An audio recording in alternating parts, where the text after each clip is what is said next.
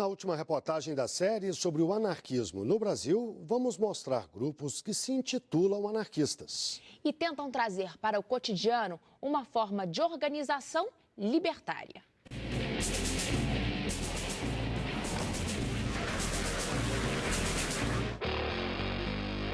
Fundado por punks e anarquistas, esse time leva o espírito anárquico para os campos de várzea de São Paulo.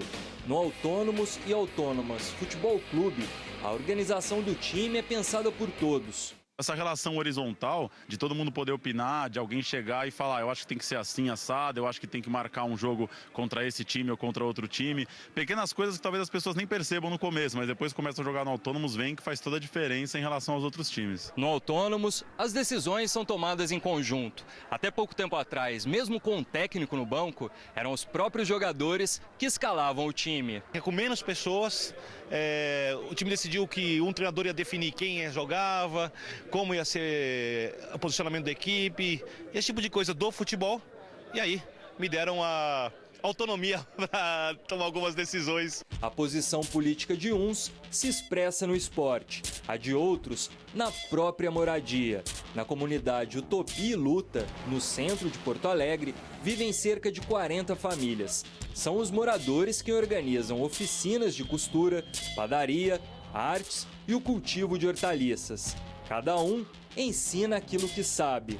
É cansativo, é muito cansativo, aqui é tudo muito suado, mas ao mesmo tempo tu não tem um patrão, tu tem os teus horários livres, tu te autogere, sabe? E é isso que a gente está buscando com esse novo conceito de morar. A ocupação autogestionada existe há 7 anos e é um exemplo de ação direta para amenizar o problema de moradia urbana.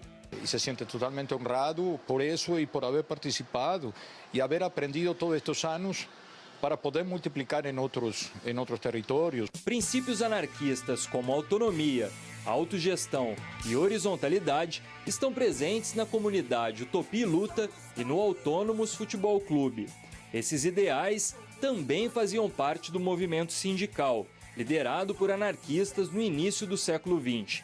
Mas com a obrigatoriedade dos sindicatos se tornarem oficiais, uma imposição da ditadura Vargas, o anarcossindicalismo perdeu espaço entre os operários para que as conquistas trabalhistas fossem preservadas. Para você participar do sindicato, você tinha que reconhecer o seu sindicato no Estado. Os anarquistas, obviamente, como eles são contra o Estado, eles não vão reconhecer.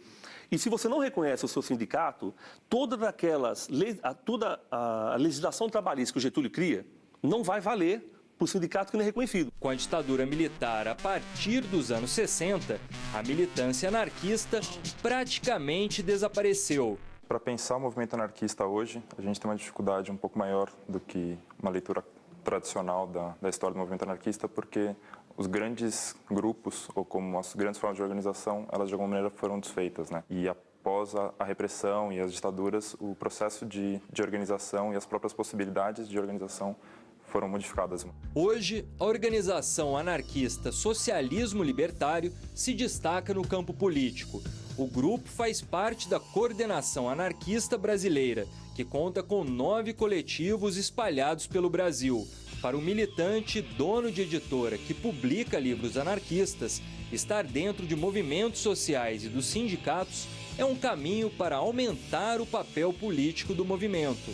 Justamente trabalhar, né, para que haja uma solidariedade de classe entre esses organismos, né, sindicais, comunitários, em que se possa criar, né, uma solidariedade que vá além do espírito corporativo do sindicato ou das questões de curto prazo e fazer com que esses movimentos, na realidade, eles possam, né, caminhar para um processo de transformação de maior envergadura. O problema é que na vida real, na economia capitalista, isso está ligado, isso está submetido às forças do mercado. As forças do mercado tendem a transformar tudo em mercadoria, inclusive as opiniões. Não basta a gente querer mudar a forma, você tem que mudar a maneira da sociedade fazer política. E eu acho que isso a gente não consegue mudar por decreto, infelizmente, por mais generosa e bonita que seja a proposta anarquista. Como no passado, o anarquismo é um caminho de mudanças para diferentes grupos, militantes, coletivos, movimentos sociais e manifestações nas ruas. O anarquismo te coloca uma responsabilidade que você tem que pensar e você tem que agir conforme isso, porque senão são palavras vazias. E essas palavras vazias não faz sentido se você não atua dessa maneira. Você pode falar, as pessoas podem bater palma, pode ficar tudo bonito e depois acabou nisso. E aí, eu entendo que o meu interesse é que a gente possa aprender a criar as coisas.